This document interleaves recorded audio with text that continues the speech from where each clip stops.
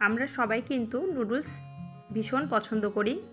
আর আমি আজকে আপনাদের সাথে খুবই স্পাইসি আর টেস্টি গার্লিক নুডলস রেসিপিটা শেয়ার করব। খুব সহজে চটজলদি এই নুডলসটা রান্না করা যায়। প্রথমে আমি 3 কাপ পানি নিয়েছি।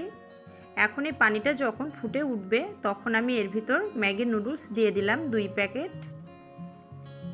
এই নুডলসটা আমি 2 মিনিট মিডিয়াম টু হাই ফ্লেমে সিদ্ধ করে নিব। খুব বেশি সময় আমি কিন্তু বয়েল করব না।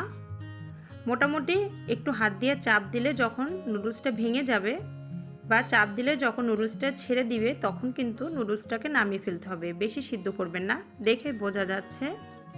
এখন আমি নর্মাল পানি দিব, দিয়ে এই নুডলসটাকে ঠান্ডা করে নিব, তাহলে এই নুডলসটা বেশ ঝরঝরা থাকবে।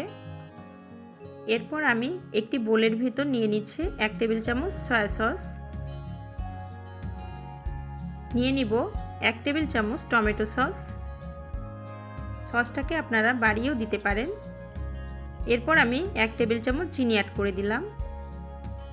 এখন আমি দিয়ে দিব 1/4 কাপ পানি অ্যাড করে একটু লিকুইড করে নিব। একটা প্যানে রেগুলার তেল দিয়ে দিলাম 1 চা চামচ।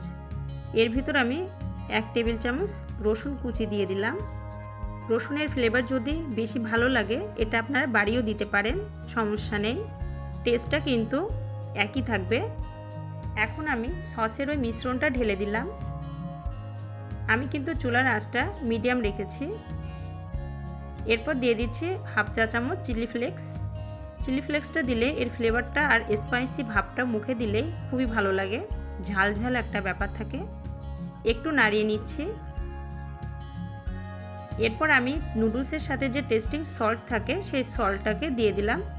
এখানে আমি 2 প্যাকেট নুডলসের সাথে 2 প্যাকেট যে টেস্টিং সল্ট ছিল সেই টেস্টিং সল্ট 2 প্যাকেটই দিয়ে দিয়েছি।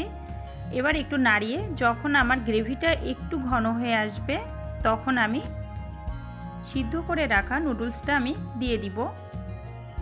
নুডলসটাকে দিয়ে কিছুটা আমি নাড়িয়ে নিব। আর চুলার আঁচটা কিন্তু এই সময় একটু লো রেখে দিব। মোটামুটি মিনিটখানেক খুব ভালোভাবে সসের সাথে নুডলসটাকে আমি লো আঁচে মিক্সড করে নিব।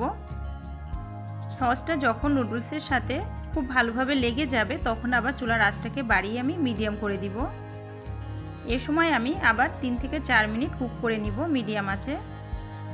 বন্ধুরা, খুব কম সময়ে খুবই স্পাইসি আর টেস্টি এই গার্লিক নুডলসটা কিন্তু রান্না হয়ে গেল। হাতে খুব কম সময় থাকলে ভীষণ স্পাইসি আর টেস্টি এই গার্লিক নুডলসটা কিন্তু আপনারা রান্না করতে পারেন। বন্ধুরা, আমার আজকের রেসিপিটা ভালো লাগলে প্লিজ লাইক, কমেন্ট, শেয়ার করবেন।